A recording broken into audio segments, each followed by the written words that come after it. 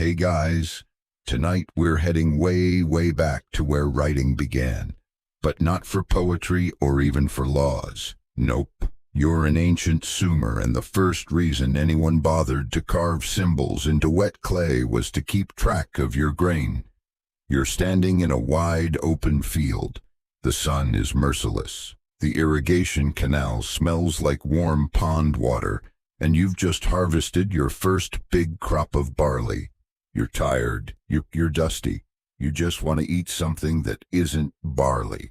But before you can head home, you've got a delivery to make to the temple, that enormous ziggurat looming over the village like a very stern birthday cake. There, a robed priest waits with what looks like a flattened blob of mud. He's poking it with a stick, which seems rude, but apparently it's serious business. He doesn't smile. He never does.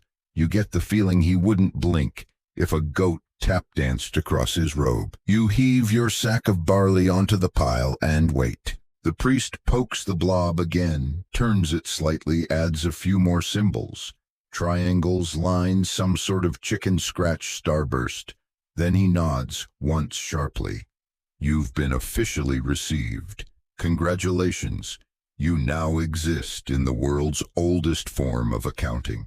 So before you get comfortable, take a moment to like the video and subscribe, but only if you genuinely enjoy what I do here. Let me know where you're watching from and what time it is. Always love seeing how far this sleepy little corner of the internet reaches. Now dim the lights, maybe turn on a fan for that soft background hum, and let's ease into tonight's journey together. You trudge home along the canal path, wondering what just happened. The whole ritual feels both sacred and slightly ridiculous. You brought your barley. The temple took your barley. A bored-looking man stabs some mud. But something nags at you. What if they lose track of it? What if next month they say, you never delivered anything and you've got no proof except your bad back? And that, in a sleepy barley-dusted nutshell, is why the Sumerians invented receipt tablets. Because for all the wonders of early civilization, irrigation bronze tools fermented. Date wine, none of it could function without paperwork. Mountains and mountains of paperwork, or rather mud work. Historians still argue whether this drive for record-keeping came from religious devotion or plain logistical necessity. Maybe both. Temples in Sumer weren't just spiritual centers, they were warehouses, distribution hubs, granaries, and yes, the IRS of their day. You weren't just giving to the gods, you were paying taxes, or making donations, or settling debts, or all three at once, depending on which priest you asked. You remember that time someone's grain went missing, and suddenly there was a shouting match outside the temple gates. The priest calmly fetched a tablet from a shelf. Slab of clay, maybe the size of a lunch plate, baked hard in the sun. It had little wedges all over it, some upright, some sideways, some clustered like nervous ants. The accused turned pale. The tablet had spoken. Grain had been delivered by someone else. Tablets didn't lie. Or at least that's what the scribes wanted you to believe. Your neighbor, the one with the lazy eye and 5 extremely loud goats, once tried to get out of a labor conscription, claimed he'd already done his share digging the canal last season, but a quick check of the temple records showed his name suspiciously absent. He spent a week in the marshes digging with a shovel made from driftwood and regret. And now as you fall asleep that night, your mind drifts to the idea that someone somewhere knows how much barley you've grown, how much beer you've drunk, and exactly how many bricks you carried to the ziggurat construction site last month. Someone is counting, always counting. Quirky bit. There was even a symbol for no delivery, a sort of proto-cuneiform version of oops, which frankly you wish you'd known about when you accidentally dropped a basket of lentils into the canal last spring. But here's the thing. This wasn't just bean counting for fun. It was survival. Sumer was a web of city-states, each racing to outgrow and out-organize the next. Grain had to be stored, labor had to be tracked, trade had to be balanced, and in a world without paper where the average person's memory lasted about as long as a sunburned clay was king, you lie back staring at your reed ceiling, wondering how anyone will remember anything without these little mud rectangles. Maybe someday someone will dig one up and marvel at how serious Sumerians were about onions.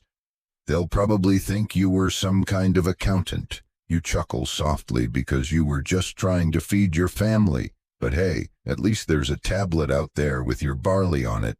You wake up to the croaking of marsh frogs and the rhythmic splash of a neighbor fetching water. Today is delivery day again. Not for barley this time, but for a batch of date cakes you've traded from your cousin, whose wife is terrifyingly good at making them. These aren't your offerings technically, you're just the mule in the middle, ferrying goods to the temple's storehouse. Still, your name's going on the tablet again. The temple is already buzzing when you arrive. Clay jars being unloaded, workers shouting about mislabeled baskets, and in the middle of it all stands the same stone-faced priest from last time, stylus in hand. You'd think he'd crack a smile now and then, but no. He's as warm as a shadow on basalt. Behind him, stacked on wooden shelves and baked stone cubbies, are hundreds, maybe thousands of tablets. Some look fresh and pale, still drying in the sun. Others are dark and hardened, their edges chipped, their inscriptions worn like sandals that have seen too many roads. Your turn, he gestures. You step forward, present the basket of cakes, and recite the name it's under. He makes no sound, just turns to a lump of clay sitting on a shallow tray and begins poking. You watch him work, mesmerized despite yourself. He doesn't just stab randomly, his hand moves with a practiced rhythm, forming shapes that to your eyes might as well be chicken scratches. But there's meaning in them. This is a code, a system. These are numbers, names, maybe even prayers or insults. You're not sure, and you're too afraid to ask. Historians still argue whether these early scribes were true writers or just glorified math teachers. But what's clear is that their job was crucial. Temples in Sumer weren't just places to worship, though worship you must or risk an unlucky harvest. They were economic engines, legal courts, banks, bakeries, and distribution centers, and they were obsessed with making sure that nothing, absolutely nothing, went uncounted. There's a rumor that one temple in Lagash had a separate tablet room just for measuring beer deliveries. Another in supposedly had over 50 symbols just for different kinds of wool. You can't help but imagine a scribe sitting there, stylus twitching, muttering, "This is definitely the goat wool mix, not the sheep blend." You shift your weight as the priest finishes your receipt. He holds it up briefly, then, to your surprise, hands it to you. "This one's for your records." A neat little slab, still damp but already firm around the edges. You cradle it awkwardly in your palms. What are you supposed to do with it? Display it, store it under your bed, use it to settle an argument, probably all of the above. Here's the strange part. Clay tablets, especially receipts, were sometimes double-issued. One went to the temple, one to the individual. Like a carbon copy, but with more dirt. It's an early form of redundancy, and in a society where memory and rumor often collide, redundancy can mean survival. You remember the story of Eshra the potter, whose shipment of jars mysteriously disappeared between her shop and the ziggurat storeroom. For weeks she insisted she'd delivered them. No one believed her until she produced a receipt tablet from under her sleeping mat. Turns out it had even more credibility than her brother-in-law's word. Quirky fact. Some receipts weren't just dry lists. They had little pictographs of what was delivered. 3 fish, 1 goat, a basket of turnips. Kind of like a prehistoric emoji system. If you couldn't read the wedges, at least you could admire the goat doodle. You glance at your own tablet. You can't read it, not really, but you see a familiar symbol, a sideways wedge, and two dots. You're pretty sure that's date cakes, or something close. And there's a vertical line beside it. Quantity approval, the priest's personal mark, hard to say. It's both comforting and slightly absurd, knowing your snack delivery has been immortalized in clay. And here's the kicker. This isn't even a money economy, not really. Sumer operates on trade rations, temple-issued credit. There's no coinage jingling in anyone's pouch. Your value, your worth, your obligations, all of it is tracked through labor goods, and yes, through these little rectangles of mud. As you carry your tablet home, you wonder what happens if it breaks. Are you still owed those onions from that merchant? Is your temple credit wiped clean, or is there some grand clay ledger out there with your name on it, etched deep and permanent? Historians still debate whether common Sumerians truly understood what was written about them. Were the records transparent, or were scribes the gatekeepers of truth, the ultimate deciders of who gave what, when, and why? All you know is that today you delivered your cousin's date cakes, and there's a tiny clay square in your hut that says you did, proof in case someone gets snippy.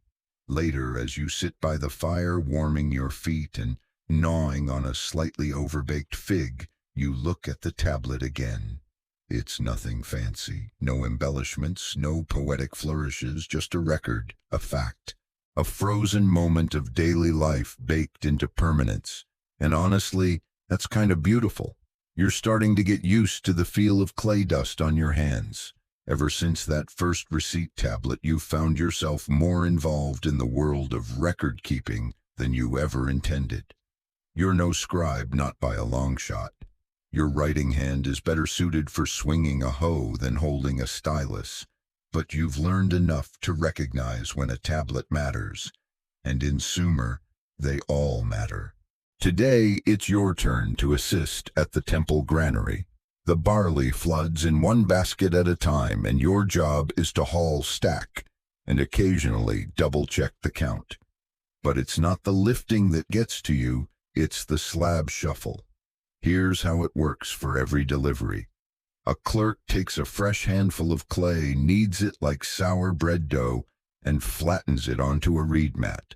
Then, using a stylus that looks suspiciously like a trimmed stick, he records the details. Amount, name, time of delivery, temple designation, and sometimes even the weather. Once the clay sets slightly, the tablet is laid in the sun, and if it's deemed especially important, it's fired in a kiln to make it permanent. You watch as another is passed down the line, still warm, the stylus, marks glistening faintly, and handed to its weary creator, and then it happens. Someone bumps a drying tray. 4 tablets hit the ground and shatter. Panic. 2 priests rush over, robes flapping, and there's a moment of complete silence as everyone stares at the fragments. You pick one up, just the corner. It has what looks like half a barley glyph and the very beginning of someone's name. Could be yours, could be someone else's. Could be both, depending on how many debts you've racked up lately. There's quiet muttering about remaking the record, but no one's sure of the exact numbers. A second scribe pulls out a backup tablet slightly older with different notations. More muttering, then a shrug. A new tablet is made, the old one forgotten in the rush, or maybe swept into the ever-growing pile of temple debris behind the granary. Historians still argue whether this tablet chaos was the result of poor storage or just the sheer volume of bureaucracy. You're leaning toward both. There are more tablets here than goats in the village, more than fish in the canal. You suspect that if the gods ever returned to Earth, they'd trip over a stack of receipts before reaching the altar. You get to thinking how many people could even read these. Less than 1% of the population, the scribes say, maybe less, which means the rest of you are relying entirely on their honesty or lack thereof. One of the junior scribes, a skinny lad with an impressively large forehead, is rumored to adjust entries when his friends are involved. A couple missing amphorae of oil here, a misrecorded fish count there, and who's going to catch him? The tablets speak, but only to those who can listen. Quirky aside, some scribes baked their tablets with holes through them, like ancient key tags, and hung them on walls using bits of twine. It's both adorable and terrifying. Imagine being publicly shamed by a receipt dangling from a hook above the urinal. Later that evening, back at your own modest hut, you try shaping clay into your own version of a receipt. It's crude, lumpy, the edges uneven, and your stylus is just a carved reed you found near the canal, but it works. You press in a couple of familiar symbols, your name, a simple tally, maybe the word for goat, though it might also be uncooked lentils. You show it to your cousin, who squints, flips it over, and declares it authentic-ish. There's power in it. This lump of clay now says something. It preserves a moment, a number, a transaction. You may not be a priest or a scribe or a ziggurat architect, but you've made your mark, literally. The next day, while delivering more fish to the temple, seriously, why so much fish? You catch a glimpse of the storage chamber. Wall after wall of tablets arranged by type. One section for grain, one for livestock. One oddly marked with a pictograph that seems to suggest debts owed by cousins. You don't ask questions, and here's the part that keeps you up at night. These tablets might outlive you, might outlive your house, your children, even your entire city. They're just clay, but they're resilient, like you, and unlike oral memory, they don't forget, unless they shatter or get swept up by an intern with a broom. You sit outside that evening, clay dust still under your nails, and wonder what it would feel like to make a tablet that tells a story. Not just a list of goats or rations, but something real, personal. Maybe you will someday, but for now there's barley to count. Your clay experiments have progressed. The latest one actually looks like a tablet, more or less rectangular, fewer weird lumps. And your symbols are starting to resemble actual proto-cuneiform rather than stylized bird droppings. Not bad for someone whose primary career goal is not starving. Still, as you stare at the tiny triangle you just pressed into the surface, something clicks in your brain. That's not just a mark. That's an idea made solid. The thing is, numbers in ancient Sumer aren't numbers like you know them today. You don't have 3 or 5 or 12. Instead, you've got combinations of wedges, circles, and dots, some vertical, some horizontal, some oddly poetic for a counting system. Proto-cuneiform is a strange beast. Not quite an alphabet, not quite a picture language. It's somewhere in between, designed mostly for one purpose, counting stuff. And it counts everything.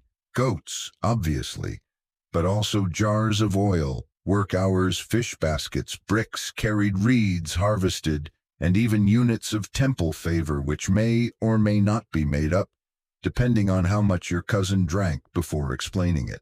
Historians still debate whether these numerical symbols originated purely for accounting or had ritual significance too. You personally think it was both. It's hard to separate math from religion when your god is technically your landlord. But let's get weird for a moment. There's no base 10 here. Sumerians prefer base 60. That's right, 60. It's why we still have 60 seconds in a minute and 360 degrees in a circle. All because some long-dead clerk in Uruk decided 10 was too boring. Why base 60? Probably because it's incredibly divisible. 60 splits nicely into halves, thirds, quarters, fifths, sixths, you name it. which makes dividing food rations among squabbling workers slightly less painful. But it also makes learning the system a headache. You remember when your nephew, who's currently training with the local scribal apprentice, came home muttering something about 61 being 1 and 1/60th. He's 7. He cried into his lentils. So now, instead of thinking in neat decimals, you think in clusters and multiples. Need to pay someone for 3 days of work. That's one symbol for 60, another for 3, unless you're using the combined version, which you probably forgot again. To make things worse or more delightful, depending on your tolerance for chaos, proto-cuneiform isn't standardized across cities.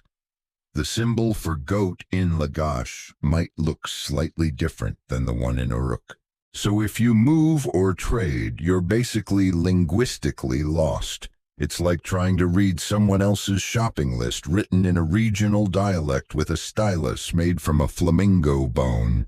Quirky tidbit. The Sumerians didn't just count physical things, they recorded abstracts, like work done. That's right, if you hauled bricks all day, they'd record the equivalent value in brick hauling units. And yes, there's a symbol for that. Possibly 2. Possibly 7, depending on how precise they're feeling.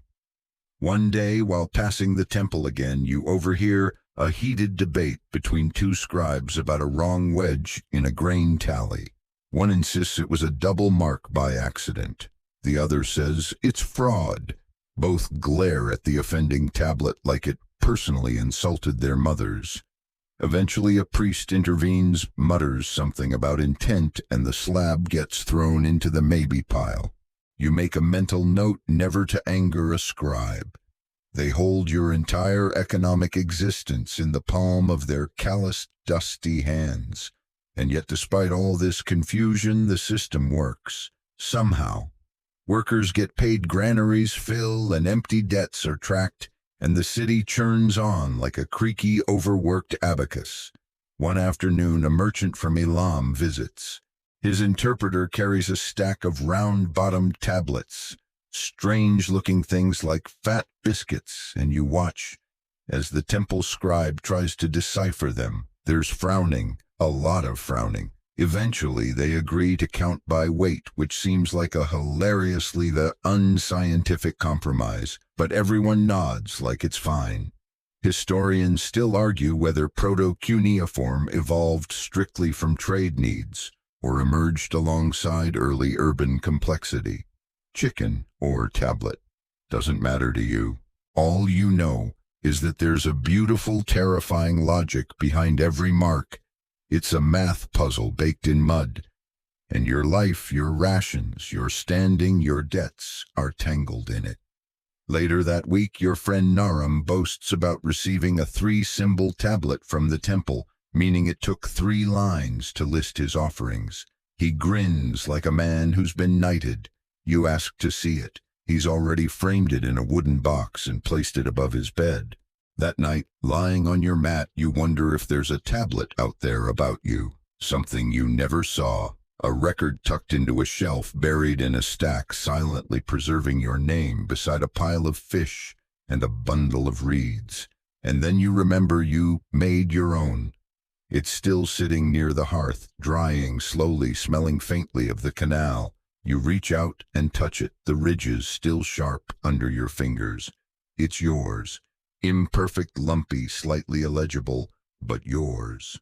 And maybe, just maybe, that's the beginning of writing. The air today is thick with the scent of onions. That's not poetic exaggeration, it's literally onions. Dozens of baskets are stacked outside the temple kitchen, waiting to be sorted, weighed, and distributed. You're here to pick up your weekly ration, which, assuming everything goes to plan, will include onions, beer, and maybe a bit of dried fish if the temple scribe is feeling generous or forgetful. But first, of course, the tally. The ration clerk is already scribbling when you arrive. He doesn't ask your name, he just glances at you, then at a clay tablet to his left and grunts. Your name's already on it, alongside a list of goods you're entitled to, based on your labor that week, 2 days hauling bricks, 3 helping with canal dredging, and a bonus half-day guarding the grain stores after someone's goat ate through a reed fence. You're not paid in money. No one is. Sumerians get paid in rations, carefully calculated, tediously recorded, and very strictly enforced. You get what you earned. Nothing more, nothing less. Usually. Today you receive your onions, eight of them, a small jar of barley beer, and a questionable strip of fish that looks like it was sun-dried several weeks ago and then stepped on. You nod politely because complaining is a fast track to accidentally being left off the next tablet. Historians still argue whether the ration system was fair or whether it simply kept laborers like you tethered to temple economies with no chance of upward movement. It's a cozy little debate for people who aren't currently holding a fish shard with their name scribbled in clay. You head home, but the fish keeps bothering you, not in the stomach sense, though that will come later, but in the accounting sense. Who decided that 3 hours watching a granary was worth this fish? Who wrote it? How do they remember everyone's assignments? You begin to suspect the tablet system isn't just about tracking, it's about control. Quirky aside, Sumerians sometimes paid people in soap. Not scented spa soap, of course, but a gritty concoction of ash and animal fat. Apparently in Ur Temple, workers were issued monthly soap rations recorded naturally on small palm-sized tablets shaped like soap bars. You've never seen one, but you've smelled people who probably haven't either. The temple doesn't just handle onions and soap. It controls the flow of everything: reed mats, clay bricks, milk jars, beer, wool, workers. It all runs through a network of scribes and overseers who tally, track, approve, deny, and sometimes, just sometimes, lose a record or two if the bribe's right. You remember a man named Lugal who once received double rations after a mix-up between 2 nearly identical tablets. For a week, he was a legend. Double Lugal, they called him, until a priest found the duplicate, and he was reassigned to toilet pit maintenance as punishment. Harsh, but fair. And yet, in spite of all this control, the system is surprisingly elegant. Each job, each labor unit corresponds to a value. A certain number of bricks equals a beer ration. Digging a canal trench, that's worth onions and a handful of barley. It's not about wealth, it's about equilibrium. Everyone contributes. Everyone eats. Mostly. Historians still puzzle over how granular these records became. Some tablets even mention how much beer was issued based on temperature. Hot day, more beer. Cold day, fewer onions. Possibly. Or maybe the scribe just hated onions. What's certain is that everything is written down, and you start to realize something in this society. If it isn't recorded, it didn't happen. You helped haul wood to the kiln last week. Great, where's the tablet? You lent your cousin 2 jars of oil. Lovely, better make your own receipt. Someone promised you a portion of their lentil stew next moon. You'll want that notarized in wet clay before you smell a single lentil. It creates a strange kind of faith, not in people but in objects. In clay, you've heard rumors of ghost rations entries left on tablets for people who don't exist. Some say it's a trick by temple scribes to skim resources. Others claim it's part of a ritual offering to appease spirits. You don't know which version is true, but either way, you've started looking a little closer at the tablets on your own wall.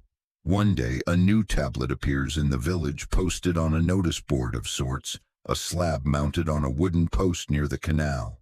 It's a proclamation: laborers assigned to the West Canal project will receive bonus barley if they finish before the next flood cycle. You look at it, trying to decipher the symbols. You recognize barley and moon and maybe flood, though it might also be urine, depending on the wedge angle. Either way, it's enough. You sign up. That evening you press a small tablet of your own, noting the assignment, the promise, and your name, just in case someone forgets. The fish market stinks today, but that's nothing new. You've come to barter for smoked carp, maybe some dried eel if the prices aren't ridiculous. Not that prices are written anywhere. There's no chalkboard, no loud vendors shouting deals, just quiet conversation, squinty-eyed glances, and subtle clay tablets exchanging hands like secret notes between schoolchildren. You offer a bundle of reeds in trade, neatly tied and still damp from the river. The fish seller, a woman with arms like tree trunks, and the bargaining finesse of a crocodile, shakes her head. Too wet, she says. Not enough reeds, wrong kind of binding. You counter. She sighs. Eventually she motions to her assistant, who brings over a small tablet, a flat square etched with half-legible wedges. You both lean in. She points to a line of symbols, a date, a name not yours, a delivery of 3 baskets of fish, in exchange for 4 units of labor. She's not quoting prices. She's referencing precedent. This, you realize, is not a market. It's a ledger in motion. A living, breathing spreadsheet, one transaction at a time. Historians still argue whether Sumerian trade qualified as true commerce, or simply a tightly regulated redistribution system. From where you stand, there's little room for freewheeling capitalism. The temples oversee the big trades. The scribes approve the rates. And even here, in the fish-stenched alley, receipts rule. You've heard stories of merchants from the northern hills trying to trade without tablets, just words, promises. Every time someone gets cheated, without the record there's no proof, no justice, and no fish. So you nod, accept the tablet's terms, and seal the deal with a grunt and a fishtail. You'll need to file your copy at the temple later. The fishmonger promises she will too. Whether she does, well, best to keep your own version just in case.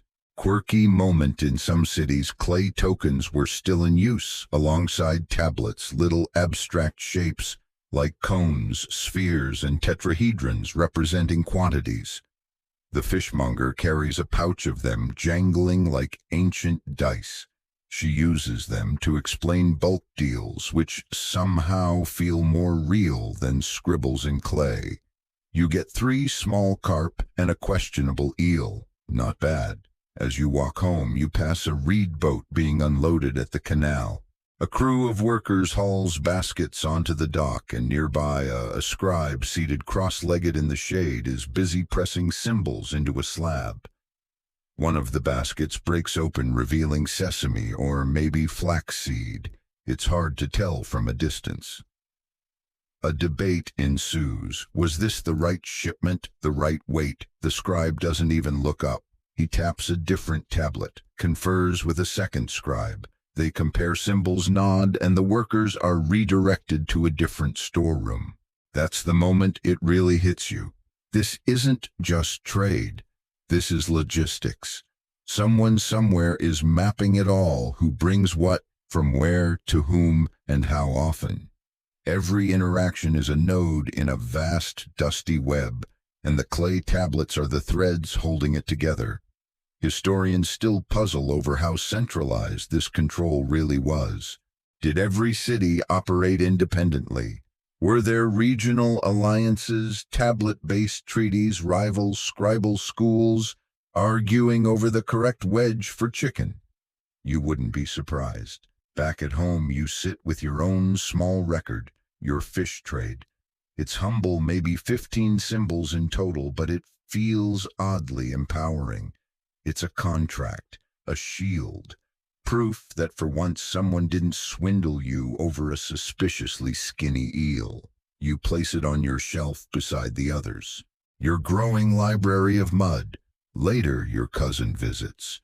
He brings a tablet that looks older, rougher, more worn. It lists a trade from 3 years ago, a particularly impressive wool swap involving a now-deceased merchant and a caravan from the Zagros foothills.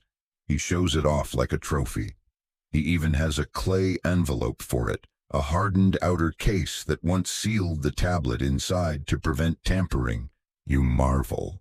It's beautiful in its own grimy way, and it makes you wonder how many deals, arguments, relationships, even friendships in this world depend on something as simple as a lump of mud with triangles carved into it. The next morning you rise early. The reeds are heavy with dew, the streets still quiet, the frogs in the irrigation canal croaking their slow, rubbery chorus. You go to the temple not to file a complaint or collect rations, but to ask for your own copy of a prior tablet, a grain tally from 2 moons ago. The priest raises an eyebrow but obliges. It takes a while, but eventually they find it. They press you a new copy, the symbols fresh and crisp. You carry it home like a letter from a long-lost friend. Your neighbor's daughter Enlilitu is sitting cross-legged in the dirt, her fingers smeared with clay, a stylus tucked behind her ear, like a particularly nerdy flower. She's grinning to herself as she finishes a tablet, pressing the last wedge with a satisfying little flourish. She's 13, and she's a scribe in training. Now you're no expert in formal schooling, you barely got through your own lessons on counting bricks, but watching Enlilitu work is like watching a temple priest summon order from chaos. She's fast, methodical, and almost smug about it, and the best part, she's better than most of the boys in town. Her father Enlil used to grumble about her not marrying early. Now he just brags about how she transcribed a debt forgiveness contract in duplicate without smudging a single line. You nod approvingly. Honestly, if someone's going to carve your barley ledger into eternity, you want it to be her. Historians still discuss how widespread female scribes were in Sumer. The evidence is patchy. Some names appear on temple records, a few even in administrative positions. But the consensus is that literacy, though rare overall, wasn't exclusively male, especially in temples where daughters of high-status families often received education alongside sons. You remember the first time Enlilitu helped you. You were filing a complaint, mild, polite, just a note that your fish was missing half its fins, and she was the one who transcribed it. She looked up once, asked if you meant eel or trout, then nodded and kept writing. A few days later, you got a replacement fish. Intact. Now she's become the go-to for half the neighborhood. She drafts receipt copies, translates difficult wedge combinations, and even composes polite legal insults in formal tablet tone. Your record is incorrect and possibly fraudulent, respectfully. And here's where it gets fascinating. Writing in this world is power. Not physical power, not temple hierarchy, but knowledge, control, the ability to make something real just by pressing it into clay. One of Enlilitu's recent projects, a personal tablet. Not an official record, not a debt or inventory, just a message, a poetic little thing, lines about stars and rivers. Probably nonsense, but it's the beginning of something new. Clay used not just to count, but to express. Quirky fact. Some early Sumerian tablets show practice drills, rows of repeated symbols, like a kid writing, "I will not draw fish in class" 100 times. Occasionally, a frustrated scribe in training would sneak in doodles, birds, oddly shaped animals, and once famously, what looks like a man punching another man with the caption, "Lazy Goat Clerk." You suspect Enlilitu has a few of those hidden in her satchel. Today you ask for her help again. You want to draft a repayment agreement. Your cousin borrowed 2 baskets of barley last month, and while you trust him mostly, it's better to have something official. She listens carefully, then begins. Stylus to clay, tap, press, wedge, twist. It's like watching music being written in mud. She hands it to you when she's done. The surface is neat symbols aligned like disciplined little soldiers. She's even included your cousin's nickname, Ash Face, in parentheses, which you didn't ask for but appreciate deeply. Historians still puzzle over how personal these records got. Some tablets hint at sarcasm, jokes, even bitterness. Others are so coldly formal, you wonder if the scribe was worried about divine retribution for sloppy wedge placement. You decide to repay Enlilitu for her help, not with barley, but with something rarer, a new stylus. You carve it yourself from polished reed, smooth the tip carefully, and wrap the base with a little dyed thread for grip. When you give it to her, she smiles like you've handed her a royal decree. She uses it the same day to record her father's market transactions. Later, she tells you the new stylus feels lucky. You nod sagely and pretend that was your intention all along. That evening, she stops by and shows you another tablet, this one fictional. A made-up transaction between a goose and a merchant over a stolen date cake. It's absurd. It's delightful. And it's probably the most entertaining thing ever carved into clay. It dawns on you that writing is changing. It's not just receipts and rations anymore. It's stories, humor, petty revenge tales starring farm animals. And somewhere deep in your bones you feel it. This thing the scribes do, this shaping of language into lines and wedges, it's going to outlast temples and kings. It's going to matter. For now, though, you hold your cousin's debt tablet freshly stamped and still damp, and smile. It'll dry by morning. It's just after midday when the shouting starts. You're stacking reeds behind your hut, trying not to sweat through your last clean tunic, when a panicked neighbor comes barreling down the path. His name is Tudu, and he's not usually the panicking type. He once slept through a goat trampling his laundry, but today his eyes are wide and he's waving a broken clay tablet like it's a snake.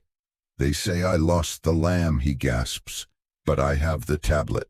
Ah, the dreaded receipt that bites back. You drop the reeds and follow him through the winding alleyways to the temple courtyard. A small crowd has gathered near the ledger wall where complaints and verdicts are announced in stony silence. There, beside the steps, stands the overseer, long beard, arms crossed, and a face like a sunburned beet. Across from him is Tudu's accuser, Luma, his cousin. And in the middle, a clay tablet, freshly etched, official. It claims Tudu never returned a borrowed lamb, which you have to admit sounds like something he would do. But today, he's come prepared. He pulls a worn, sun-hardened tablet from his belt pouch and thrusts it toward the overseer like a warrior offering a shield. This one says otherwise. It records the lamb's return by name, no less. Bleticus of all things, and even includes the date and condition, returned in healthy spirit, no limp. Now it's a standoff. 2 tablets, 2 stories, both clay, both written by scribes. Historians still debate the legal weight of duplicate tablets in cases like this, which takes precedence, the newer record, or the original. Was the earlier scribe bribed is one of these forgeries. These aren't just receipts anymore, they're evidence. And in a society that doesn't use paper, the permanence of clay cuts both ways. The overseer examines both tablets, lips moving, as he traces each wedge with a fingernail. Then he grunts and disappears into the temple. 10 agonizing minutes later, he returns with a 3rd tablet. Your jaw tightens. This one, it turns out, is the temple's own version. Sealed in a clay envelope, yes, a literal envelope made of hardened clay designed to protect the contents from tampering. The envelope is broken open in front of everyone. Inside, another lamb record, with a different outcome. A 3rd story. People begin whispering. This, of course, is what you feared. The system works until it doesn't. When too many tablets exist for one event, when the same goat gets traded 3 times on paper, or when someone forgets to fire a tablet properly, and it crumbles into dust during a flood, The whole carefully balanced record-keeping machine sputters. Eventually, the overseer rules in favor of Tudu. Why, you're not sure. Maybe because his tablet looked older. Maybe because Blidicus was mentioned by name. Maybe because the temple clerk remembered laughing when he first saw that ridiculous lamb name carved into history. Quirky detail. Some Sumerian contracts were designed with a sort of signature, a thumbprint, or a distinctive mark pressed with a carved seal. These seals, worn around the neck or wrist, were basically ID stamps. And Tudu's tablet, it has his seal mark. Luma's doesn't. As the crowd disperses, you catch Tudu's eye. He's beaming triumphant, hoisting the lamb tablet like a war trophy. Luma sulks off, muttering something about forged wedges and curses. Later that day, you reflect on how fragile this whole clay system really is. Its robust, sure-baked tablets can last thousands of years, but it's also vulnerable. A dropped tablet, a smudged mark, a missing seal, and the truth becomes malleable, like the clay itself. Historians still argue whether this early legal system was fair. Was justice served when you could write your own version of the truth, if you had the skill or the scribe to do it? Did these tablets truly protect the poor, or just create more power for the literate elite? You don't know. But you do know that next time you lend someone a goat, you're writing the receipt yourself. That evening, you bring your own stylus and clay slab to the courtyard. You craft a short note. 1 basket of figs lent to Inanna's priest. Return expected by next full moon. You add your mark, a symbol you made up but use consistently. 3 dots inside a circle. Looks like a belly button, but you like it. You store the tablet beside your others near the hearth, stacked neatly like dinner plates. You smile. No one's stealing your figs without leaving a trail. Just before bed, Tudu stops by. He's still glowing. He offers you a cup of beer as thanks for walking with him to the temple. It's warm, slightly bitter, and tastes faintly of river water. You don't care. It's a victory beer. You think they'll write this down somewhere, he asks, half joking. You raise your clay cup in salute. They already did. Right here. You never thought you'd trust a priest with your silver. And yet here you are, standing in the temple's side annex, clutching a small cloth pouch of the stuff. 6 pieces, dull, irregular, a little sticky from storage, but still silver, your entire savings. Enough you hope to buy a new roof before the rainy season floods your sleeping mat again. The problem is you won't need the silver for at least another moon. And if you leave it at home, well, let's just say your cousin's kids have suspiciously fast hands. So you've come to make a deposit, not into a bank, into a temple. In ancient Sumer, temples don't just deal in divine offerings and spiritual guilt. They're financial institutions. People bring goods for safekeeping. Others borrow, lend, and negotiate interest rates. It's like a bank, but holier, and a bit smellier. Historians still debate whether these temple banks were truly public services or just another way to strengthen temple control over the economy. You're leaning toward both. Sure, it's convenient, but also once your silver is in their hands, it's in their records, on their tablets, which means it's their story now. You hand over the pouch. The priest doesn't count the coins out loud. He does it by weight, gently tipping them onto a balance scale carved from stone and bone. He nods once, then beckons the scribe. This time the tablet is unusually formal. A rectangle with sharp edges, the clay smoothed like polished leather. The scribe works slowly, methodically, as if every wedge must impress the gods. 6 pieces of silver, held in trust. No disbursement without seal or mark. Your name is added. Then the date. Then the symbol for the temple. And finally the priest presses his own seal, Into the clay, a small cylinder rolled across the surface, leaving an ornate twisting pattern that looks vaguely like a snake wrapped around a fig tree. You receive a matching copy. It's a little thicker with your name on both sides and a warning: falsification punishable by divine displeasure, which sounds vague but also kind of terrifying. Quirky tidbit.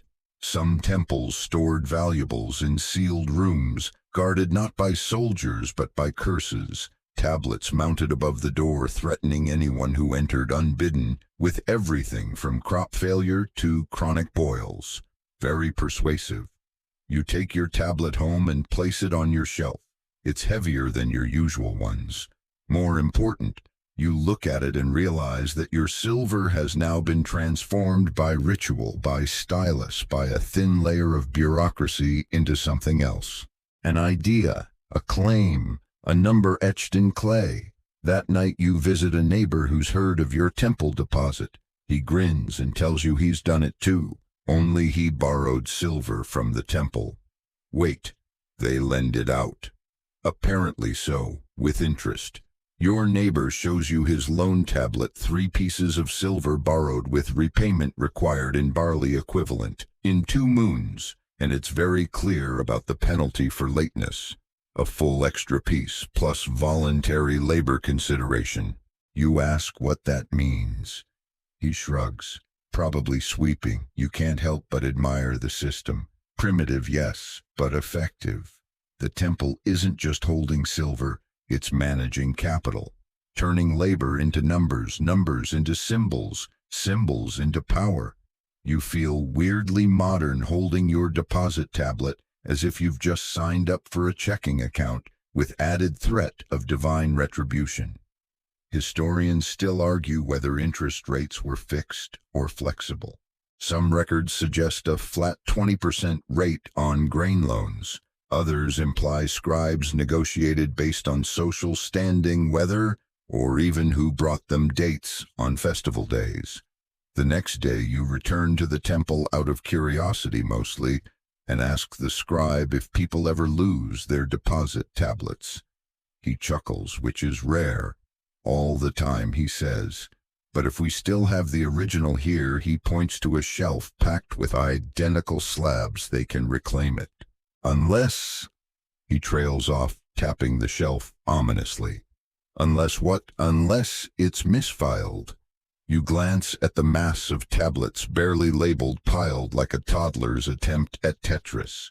You thank him and quietly decide to keep your copy very safe. Perhaps buried in the corner of your hut under the sleeping mat next to your secret eel stash.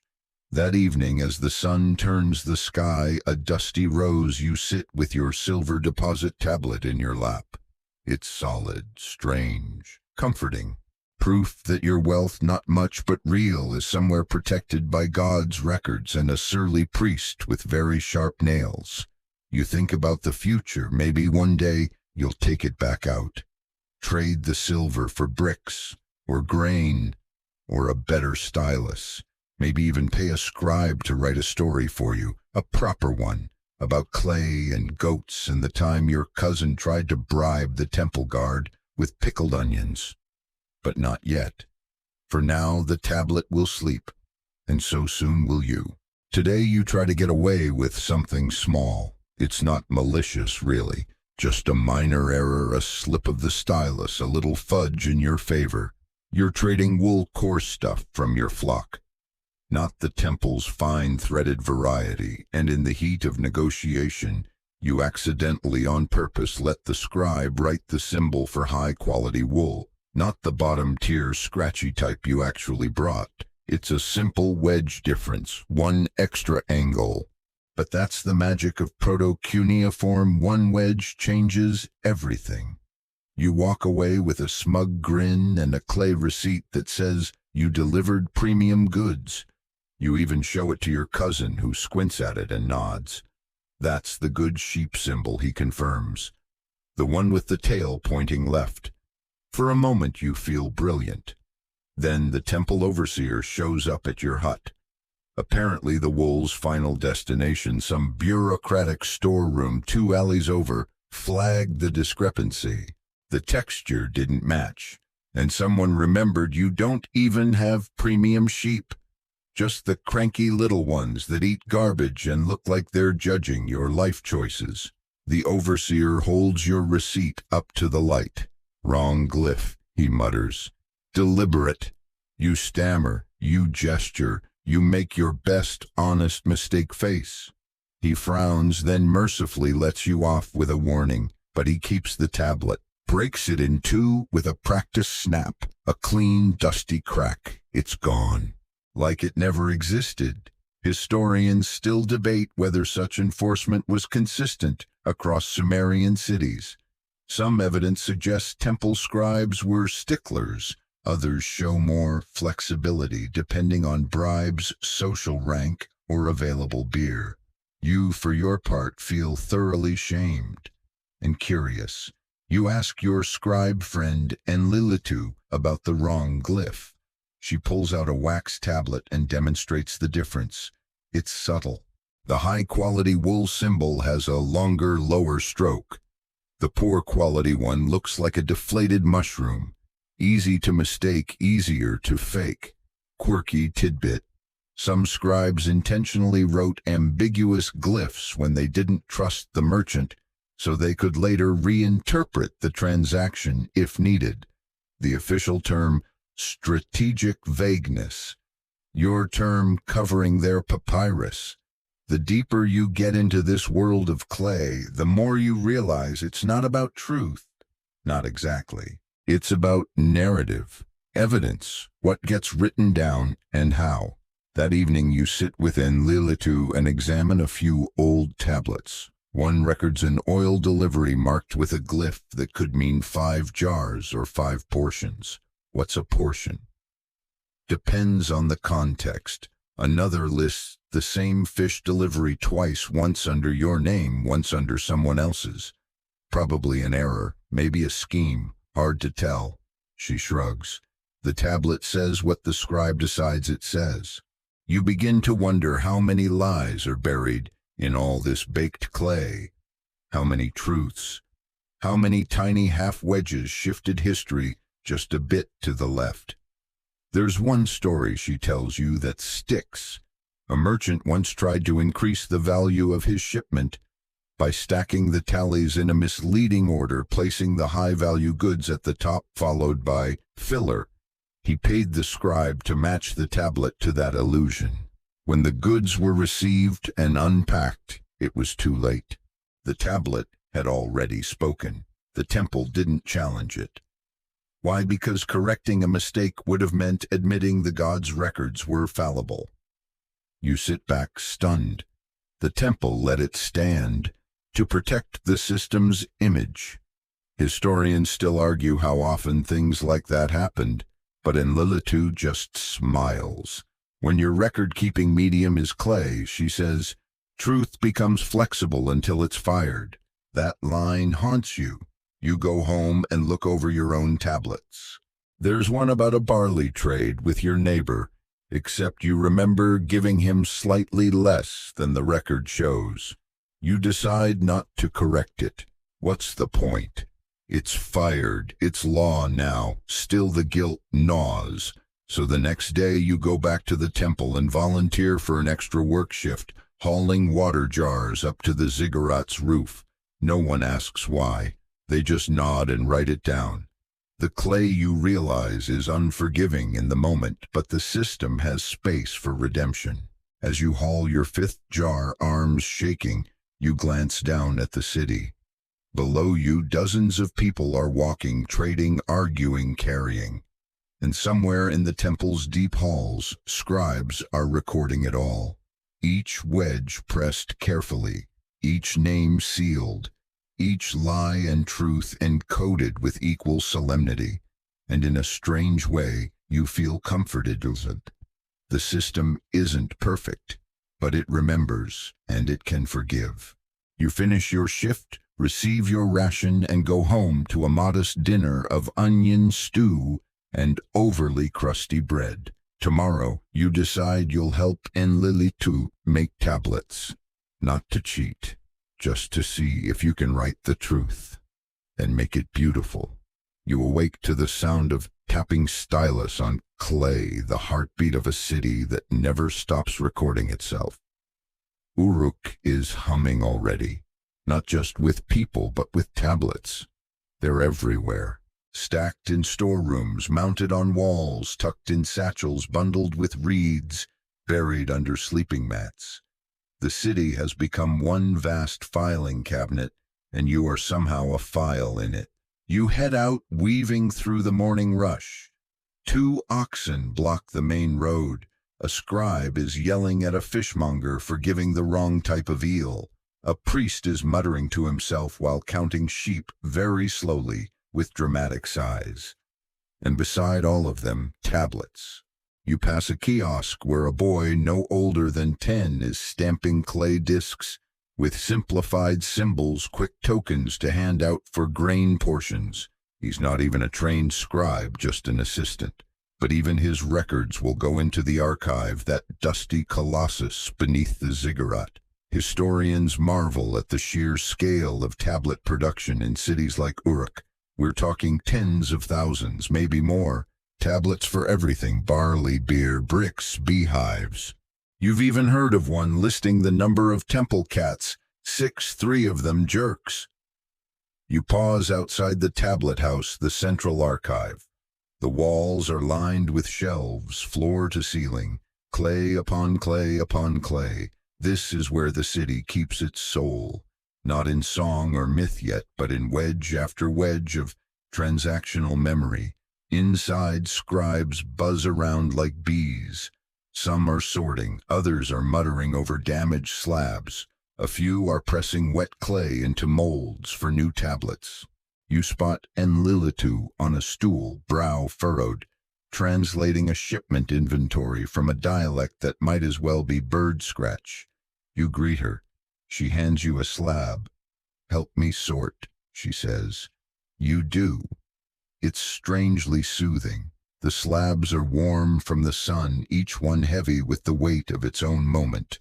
You recognize names, places, goods. One even has your name, your actual name, on a tablet listing canal repairs. You'd forgotten you even worked on that project. Quirky tidbit: some tablets were designed with tabs. Yes, early clay bookmarks, small ridges or cut edges, to help find them faster in big archives. Others were color-coded with slip coatings depending on topic. Blue-gray for fish, red-brown for taxes. It's surprisingly sophisticated. One shelf has crumbled slightly, the weight of too many stories, maybe. A scribe nearby is gently brushing dust from cracked corners, trying to salvage a list of laborers. You notice your cousin's name, and a tally mark beside it. "Still hasn't finished that reed bundling, has he?" you mutter. And Lilitu snorts. You ask her how long these tablets last. If they're fired, she says, thousands of years. If not just one bad flood. You think of your own hut, your tiny collection of personal receipts and borrowed fish records. How long will they last? Will anyone care? Later that day, you're asked to deliver a set of tablets to a neighboring district, a loan record, a contract, and a festival inventory. You bundle them in a reed basket, patting the corners with dry moss, and head off. Along the way, a child bumps into you and one tablet clinks hard against another. You freeze. You open the basket, no cracks, just a faint smear on one corner. You wipe it carefully and realize these aren't just tools. They're relics in the making. Historians still debate whether these daily used tablets were seen as documents in our modern sense. To you, they feel more like anchors. Everyone a tiny claim: I was here, I did this, I gave that, I received. You deliver the basket to the district storehouse and receive a new tablet in return, a receipt for the receipts. Naturally, that evening Enlilitu stops by your hut. She brings with her a box of broken tablets, pieces that can't be reused or reread, but are still beautiful. She wants to grind them down into powder to mix into fresh clay for a sculptural experiment. You hold one fragment, half a name, part of a fish glyph, and what might be the start of a beer symbol. What was this, you ask? She shrugs. Something someone cared about once. You nod, and then help her break it further gently, purposefully giving the past permission to become part of something new. Your son comes home crying, not the full dramatic wailing of a stubbed toe or stolen snack, but the quiet, frustrated tears of someone whose brain has just been completely flattened by a wedge-shaped alphabet.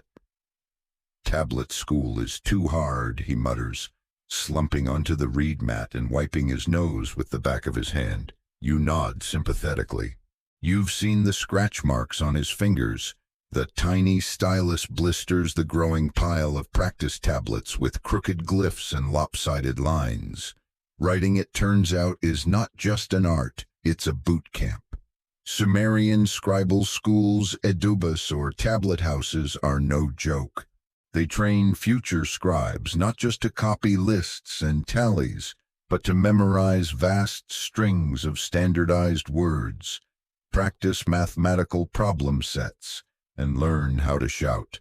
That's the wrong wedge fool, in at least 3 dialects. Your son unrolls a clay slab from his satchel. It's a mess. Symbols tumble off the edge, the top corner is smudged, and there's what appears to be a chicken footprint on the lower left. You squint. Is this supposed to say barley loan or snake bath? He snorts despite himself. Historians still argue about the tone and structure of these early schools. Were they rigid like monasteries or more casual neighborhood setups? Were students like your son children of laborers common, or was literacy reserved mostly for elites and temple heirs? Whatever the answer, you're proud of him. Even if today's work is basically unreadable. You sit down beside him with a fresh lump of clay. Let's try again, you say. This time start with the vertical wedge first. He hesitates, but the teacher says to start with the corner glyph. You roll your eyes. Your teacher also says, I can't read. He grins. Together you shape the clay. You guide his hand, gently pressing the stylus at just the right angle. It's clumsy, but better. By the end of the hour, he's managed to write his name, your name, and very wobbly the word for read. Progress. Quirky bit, some scribal exercises were written on 2-sided tablets. The teacher would inscribe the correct text on one side, and the student would attempt to copy it on the other. Scholars today still find these mismatched sides, perfect wedge poetry on one face, toddler chicken scratch on the back. Your son shows you his notebook tablet, one made of wax, not clay, so it can be smoothed and reused. He says they use it for quick drills. You try to write a fish symbol. It looks like a confused banana. He laughs so hard he nearly drops it. You both decide you'll stick to supervising. He tells you about his classmate, a girl who can write 5 kinds of grain glyphs without looking. About the boy who got detention for carving a rude message into a brick mold. About the scribe who fell asleep mid-lesson and accidentally pressed a wedge into his own cheek. Historians still debate whether these stories are exaggerations, oral traditions woven into real school records, but the evidence of joy, chaos, and very human learning is baked into many tablets themselves. Some even include marginal notes corrected by teacher, redo this, or simply no. You're reminded that behind every official record, every temple transaction and grand loan agreement is someone's shaky handwriting, someone's first draft, someone's 5th try. Later that night, your son asks if he has to keep going. You don't answer right away. You think about Enlilitu, who now writes poetry in the margins of trade agreements, about the overseer who once reversed a debt after finding an old tablet written by his father, about your own receipts lined up neatly beside the fire. I think you say slowly that being able to write means being able to prove you exist. He frowns. But everyone knows I exist. Sure. But do they remember he's quiet for a long time, then picks up his stylus again? You watch as he writes a new line, his name again, but this time more confidently. Then a word you don't expect, sheep. You raise an eyebrow. For when I'm rich, he says with a smirk. You tousle his hair and tuck him in beside the fire. The tablet, still damp, rests on the floor beside him. Tomorrow he'll bring it back to school. Maybe it'll earn him praise, maybe just a grunt. Either way, the wedge has been made, and with it a little more of him enters the world. You wake to the soft, rhythmic sound of drums. No, not a festival. It's tax day. The drums, as you've come to learn, signal something far less festive. The annual collection of temple dues, labor tallies, and obligation checks. In other words, it's time to see if your name still appears on the tablets, and more importantly, what those tablets say you owe. You rub your temples. This year, you're hoping for a smooth process. You've got your receipt tablet for the barley contribution. You've got the one showing you already hauled bricks for the canal extension. And critically, you have a note from Enlilitu verifying your participation in the spring festival cleanup, a job that left you sneezing for a week. Still, nothing is guaranteed, because now comes what you like to call the audit of the gods. At the temple square, a long table has been set up. Behind it sits a rotating team of scribes and priests, each armed with styluses, frowns, and the intimidating energy of tax agents with direct lines to the divine. In front of them, tablets, hundreds of them, piled high, sorted by name, by district, by profession, possibly even by beard length. You're not sure. Your name is called. You step forward. The scribe flips through several records, pulling out a palm-sized slab, etched with your signature symbol, 3 dots in a circle. He reads, "You sweat. Barley paid. Good. Bricks credited. Good. Lentils." He pauses. Here it comes. Historians still argue how centralized or formalized these audits were, whether every city had an annual reckoning like this, or whether it was more ad hoc. Some suggest festival cycles were used as loose tax deadlines. Others claim every full moon brought a wave of bureaucratic soul-searching. Either way, it's happening now. The scribe continues, "You still owe 7 baskets of lentils from last year's surplus levy." You blink. "I paid that." He squints. "Not according to this." You pull out your tablet, a chipped, sun-dried wedge you've kept tucked in the corner of your hut for months. The scribe accepts it, turning it over, reading it aloud. "Lentils surplus 3 baskets. Marked paid. But only 3. You frown. "That's half." He nods. "Indeed. Apparently your cousin was supposed to record the second delivery. He didn't. Or the tablet broke. Or it was never made in the first place. Regardless, the clay does not care about your excuses. Quirky system detail to settle small disputes like this. Temples sometimes allowed a witness token, a separate tablet created by a respected neighbor affirming your story. You immediately turn to the fishmonger beside you. "Didn't you see me carry the lentils?" you whisper. She shrugs. "Maybe. Was it before or after I burned my foot?" You sigh. The scribe leans back. "You can either deliver the missing lentils or work them off. 4 days at the ziggurat kiln." You groan, but nod. At least it's not canal duty. Later, while stacking bricks beside the smoldering oven, you think about the whole idea of divine balance. You've never seen a god walk into the audit square, but their names appear on half the tablets. For Inanna, for Enlil, by the will of Utu. You cradle it like it might break because it might, and because now, once again, your slate is clean. That night, Enlilitu stops by with a grin. Next time, she says, "Just have me write the lentil tablet." You laugh and agree.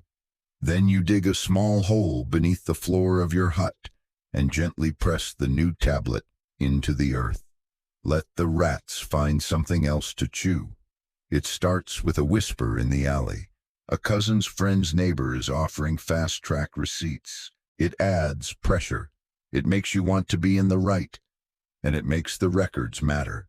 Historians still debate how much fear played into Sumerian record-keeping. Was it reverence that drove people to maintain perfect ledgers, or the fear of being struck down for sloppy accounting? You suspect it's both. After your final shift at the kiln, the overseer scribes a fresh update on your file, a small correction. Debt paid by labor, it reads. The slab is handed to you still warm. Cheaper, faster, no temple lines? You raise an eyebrow. That legal, you ask. The cousin shrugs. Is clay ever really illegal?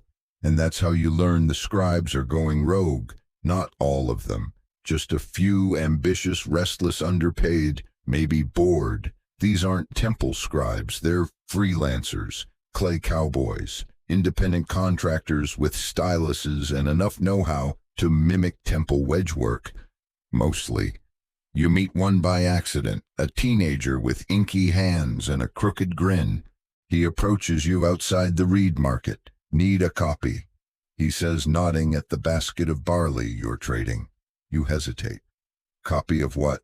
Whatever you need. Grain owed, fish delivered, goat lent. I do all the classics. You glance down. His stylus is sharp. His clay is fresh. His sandals are not regulation. Historians still debate the role of freelance scribes in Sumer. Were they tolerated, ignored, or quietly crushed by temple bureaucracy? The written record is ironically unclear, but archaeological finds do suggest that not all tablets came from temple halls. Some were made in homes, markets, even boat decks. You let him write you a test receipt, just for fun. One basket of barley marked as already paid. The glyphs are close, a little sloppy. The barley wedge is stubby, and he's used the blessed symbol instead of the received one. You raise an eyebrow. He grins. Looks fancy though, right? You chuckle but toss the tablet in the canal. No sense starting a scandal over one misshaped barley glyph. Still, the idea sticks with you. Over the next week, you start seeing signs. Tablets written in styles that don't match temple formatting. Seals that look suspiciously homemade.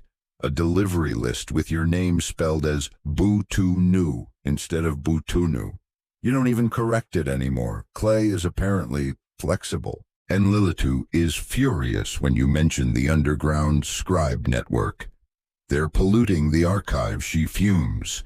You can't just let any fishmonger's nephew invent debt. But what if they're right, you say, half joking? What if someone owes me a goat and I want it written down before they forget? She glares. Then you come to me. You make her a tablet that night as a peace offering. It says Enlilitu, official scribe. All others are pretenders. She nearly smiles. Quirky tidbit.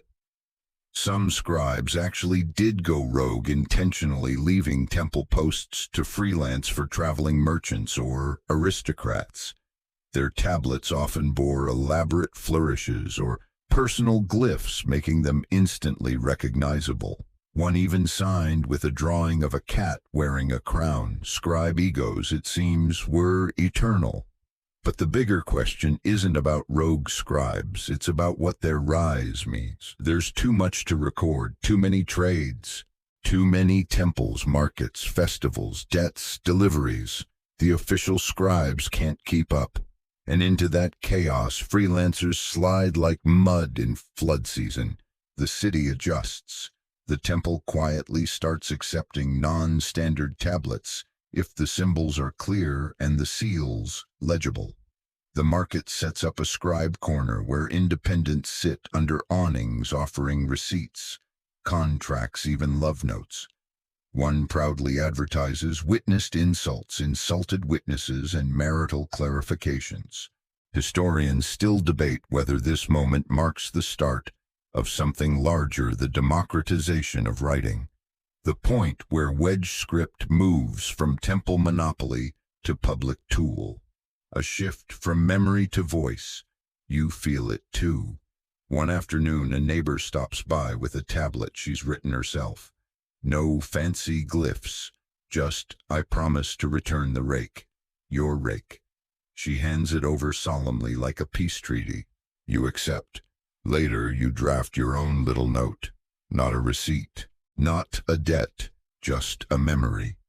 Today I saw a scribe smile.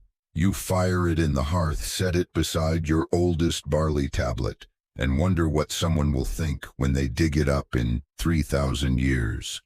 That night, as the clay cools beside you, you dream of wedge marks that dance like footprints in sand, each one a person, a deal, a story, all pressed forever into the world. The fire crackles low tonight. You're sitting outside watching the embers, a half-finished tablet on your lap. It's not a receipt, not a record. It doesn't contain a fish count or a grain delivery. It's something else. You're trying to write a story, not a long one, not even one with a real plot. Just a little tale you remember your grandfather telling back when you were barely tall enough to carry a reed bundle. A story about a lion who couldn't stop sneezing and a goose who gave terrible advice. Utter nonsense, but somehow the words feel heavier when you press them into clay. You pause. The wedge for lion still isn't quite right. You scratch it out, smooth the clay with your thumb, and start again. This is harder than writing receipts, but it's worth it. Because somewhere along the way, the clay changed. It stopped being just a tool for rations and taxes. It became something more, a place to store voice, not just value. And Lilitu told you once that the first great poem, the Epic of Gilgamesh, though it didn't have a name back then, began as a ledger, a king's deeds recorded in temple form. Then someone added rhythm, then metaphor, then longing, and just like that, accounting gave birth to literature. Historians still debate whether the earliest myths came from stories that were written down or oral tales retrofitted to the scribal form. But the clay doesn't care. It holds what it's given, whether it's the number of sheep sent to market or a line that starts once upon a time. Tonight, you press that line carefully, slowly. The goose is finally speaking. You glance around your hut. Clay tablets foot in uneven stacks, rations, trades, debts, favors, apologies, a whole life in brown rectangles. But this new one, this odd half-formed tale about sneezing lions and confused birds, it feels different. It doesn't owe anything. It just is. And maybe that's what it's all been leading to. You think back to the first time you saw a tablet. The stern priest. The barley mound, the click of the stylus into wet mud. You were just a name, a tally, a tick mark on a grain count. Now you write, not because you have to, but because you can.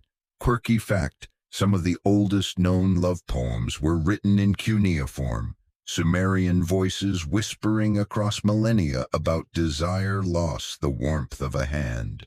All in wedges, all in clay. You lie down, tucking your new story beside the others. You don't know if anyone will ever read it. Maybe a child centuries from now. Maybe no one. Doesn't matter. Because for tonight, you wrote something that didn't need to be written. And that's what makes it beautiful. You close your eyes. The fire fades. And the clay cools.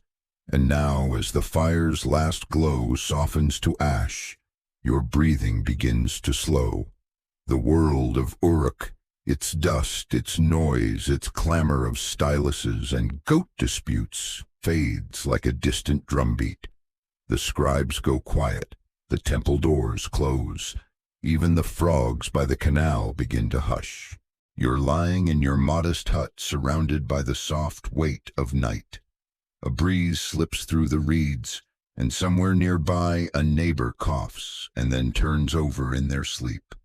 The clay tablets on your shelf rest silently, each one a whisper from your life, each one patiently keeping its story. The little lion and goose tail rests atop the others, still slightly warm from your touch. You smile, eyes fluttering shut. Outside, the stars press against the heavens like so many wedge marks, tiny bright records of time. No temple will record this moment. No tablet will tally it. But it's yours. You did your work. You told your story. And now your body eases into stillness, your thoughts slipping gently into that quiet in-between place where dreams gather. No more lentils, no more barley counts, just breath and hush and the memory of clay cooling in the dark. Sleep well, traveler of dust and wedge. Sleep deep, sleep easy.